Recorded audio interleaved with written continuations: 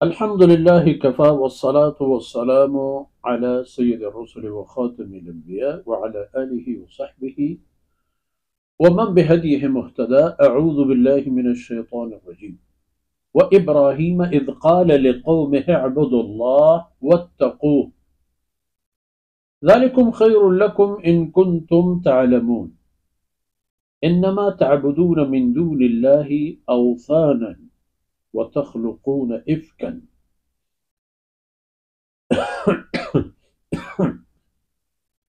إن الذين تعبدون من دون الله لا يملكون لكم رزقا فابتغوا عند الله الرزق واعبدوه واشكروا له إليه ترجعون. سبحانك لا علم لنا إلا ما علمتنا إنك أنت العليم الحكيم. رب اشرح لي صدري ويسر لي أمري واحلل عقدة من لساني يفقه قولي واجعل لي وزيرا من أهلي رب زدني علما وارزقني فهما. ثم أما بعد. گرامی قدر بھائیوں، بہنوں اور پیارے بچوں،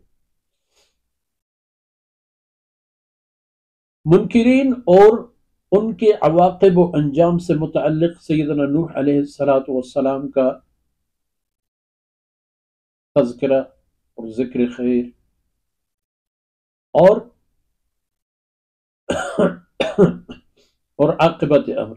اب سیدنا ابراہیم علیہ السلام جو ابو الانبیاء ہیں،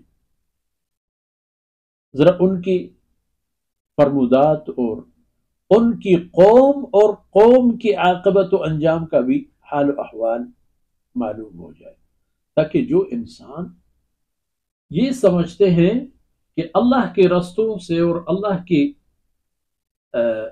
رضا سے ہٹ کر وہ زندگی گزاریں گے تو ان کو اپنے انجام بد کا خیال ہونا چاہیے.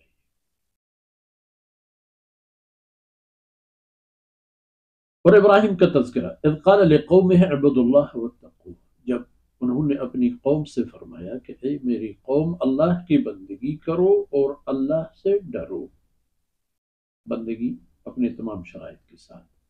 ذالکم خیر لکم ان کنتم تعلمون، یہی چیز تمہارے لیے بہتر ہے اگر تم لوگ سمجھدار اور جاننے والے ہو. تو بہترین عمل تمہارے لیے یہی ہے کہ اللہ کی بندگی کرو اور اس سے ڈرو.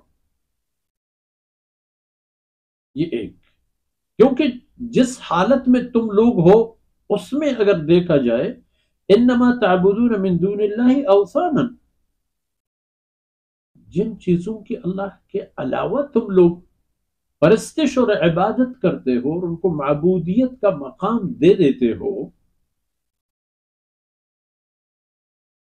اوثانا، یہ تو خود ساختہ بت ہے جو تم لوگ خود اپنے ہاتھوں سے انہیں بنا لیتے ہو، اور اپنے عقیدہ اور اپنے اعمال سے متعلق جو کچھ ہیں، تخلقون افکا، یہ سب تم لوگوں کی اپنی بنائی ہوئی سازشیں اور جھوٹ ہیں جن کی کوئی اصلیت اور حقیقت اور حیثیت نہیں ہے. یہ ایک بات. اور دوسری حقیقی بات، ان الذین تعبدون من دون اللہ، اللہ کے علاوہ جن چیزوں کی تم لوگ بندگی کرتے ہو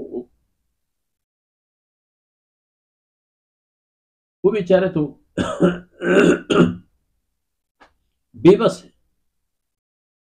لا یملکون لکم رزقا، وہ تمہیں روزی پہنچانے کی کوئی طاقت و استطاعت نہیں رکھتے. ان کی بس میں یہ بات نہیں ہے کہ وہ تمہیں رزق و روزی فراہم کرے، وہ کچھ نہیں. رزق و روزی کا معاملہ اللہ کے ہاں جوڑ دو. فابتغوا عند اللہ الرزق، اپنی رزق اللہ کی ذات سے ہی مانگ لیا کرو.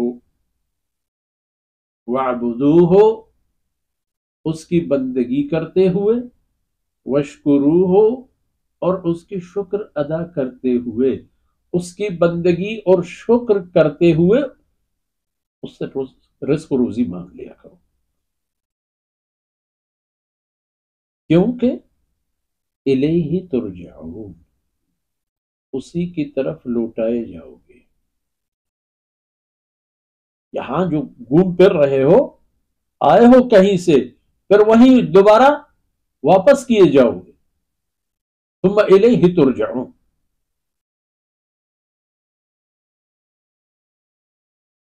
تو سیدنا ابراہیم علیہ السلام نے اپنی قوم کو ان باتوں کی وصیت فرمائی، ایک اللہ کی بندگی اور دوسرا تقوی۔ اب اللہ کی بندگی میں آتی ہے ہر وہ عمل جو اللہ کا اپنے بندے کے لیے حکم ہے،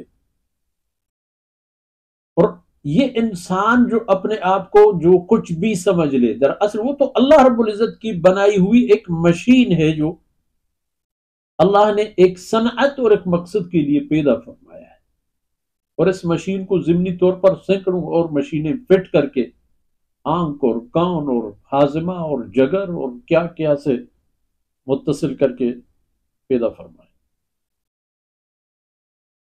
اور تم لوگ غیر اللہ کی عبادت کرتے ہو رزق اور روزی کے لیے۔ تو مسئلہ یہیں سے ٹیڑھا ہے، لا یم لا یملکون لکم رزقا، ان کی تو کوئی روزی دینے کی حیثیت نہیں ہے۔ روزی چاہیے تو فابتغوا عند اللہ الرزق، اور اس رب کریم کو کا شکر ادا کرو اور اس کی عبادت میں اپنے آپ کو مصروف رکھو، تو بات بنے گی۔ کیونکہ جب لوٹائے جاؤ گے اللہ کی طرف تو وہی معاملات سخت ہوں گے، حساب و کتاب ہوگا، محاسبہ۔ ایک یہی طاقت جو آج ہے، کل یہ حیثیت اور یہ طاقتیں نہیں رہیں گی، وہاں مجبور محض ہوگا انسان، چاہے ادھر فرعون تھا یا کوئی اور، وہاں گھٹنے ٹھیک ہوئے اپنی بے بسی کا اظہار کرتا ہے۔ تو دیکھتے ہیں کہ حضرت ابراہیم علیہ السلام اپنی قوم سے ان کی رشد و ہدایت کے لیے مزید کیا فرماتے ہیں۔ وصلی اللہ علی نبینا محمد وعلی آلہ وصحبہ۔